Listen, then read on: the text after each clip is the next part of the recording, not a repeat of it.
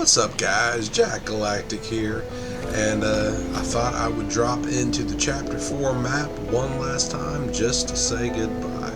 And I also want to talk about the Chapter 4 storyline. You see, when this season first dropped, and we got the Last Resort and Kato Thorn and all of the mythics and the vaults, it got everyone excited and it got everyone talking, and obviously the tease of the Revenant vampire version of Kato Thorn helped us start putting together a bunch of puzzle pieces for what we uncovered in Season 3, The Wilds. But I think people have missed a key part of the story when they start thinking about how Kato Thorn fits into all of this. So think about what we got. Assuming that everyone's correct and The Last Resort was supposed to be the second season in this chapter, so we would have started with the brand new map, Season 1. We obviously would have had the Citadel and Ageless and all of that, but instead of jumping right into the Mega season and getting Mega City and the new Japanese editions and all that, we would have gotten Last Resort. So instead of having an empty Citadel with no Ageless in it defending it, and no bosses on the island whatsoever, we would have had Kato Thorn. But at the time, we wouldn't have been seeing the hints of the Revenant vampire Kato Thorn. We wouldn't have been putting together, obviously, all the pieces from the Wilds, because that wouldn't have happened yet. We would have just had this jet-setting rich playboy who travels through time and steals mythics and people's skulls. Well, had we continued through that season, much in the same way that Kato Thorn did something in the past that caused his 3 POIs to land, you know, the Sanguine Suites and Eclipse Estates,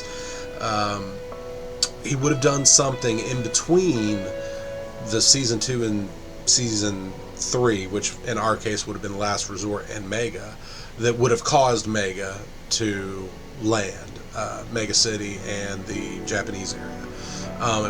You know, it's like he goes back in time, he sets up these syndicates, 20, 30, 40 years in the future, and it changes the present. He did something that went back in time and acquired the land where the Citadel had once been, obviously, dismantles it and builds Eclipse Estates there instead.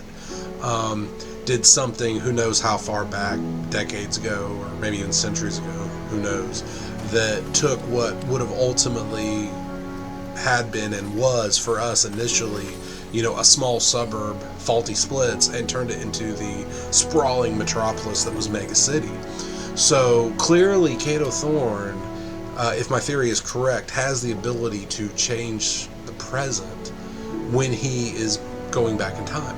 And I think that is a key thing to think about, because so my theory is that Kato Thorn is only able to survive the travel through time because he is an immortal vampire, and that it requires his rejuvenating and regenerating himself through feeding every so often, however long he has to do it, however often, when the eclipse comes. And I think that he found himself stuck back in time, however long ago, when those ancient people, we don't know who they are. We know that they're not the people that eventually became the Oathbound, who would then eventually become the IO, and we know that they obviously existed enough to build monoliths before the Wild season came upon us, because we had those different monoliths, across the island and stuff. But my theory is what happened is Kato Thorn went back in time, got stuck there. Of course, he's a vampire, he can live forever, might have been there for decades, centuries, never growing older. Eventually they started worshiping him like a god, and he realized that the only way he was ever going to get back to the future was to summon the eclipse. So what he did is he started getting the ancient peoples that was at his disposal to start digging the ground around him, to start trying to mine out the kinetic ore. And that's why the ground collapsed, because initially the people that had been there before Kato Thorne arrived would have built some statues and some monoliths, some of which would have survived to the modern day. But ultimately, they would have carried on and continued and probably evolved into being, everyone on the island that wasn't a part of the IO. But instead of that happening, they carved this ground out around where they had used to live, created this whole area that was, carved out of the earth deep down, into the ground.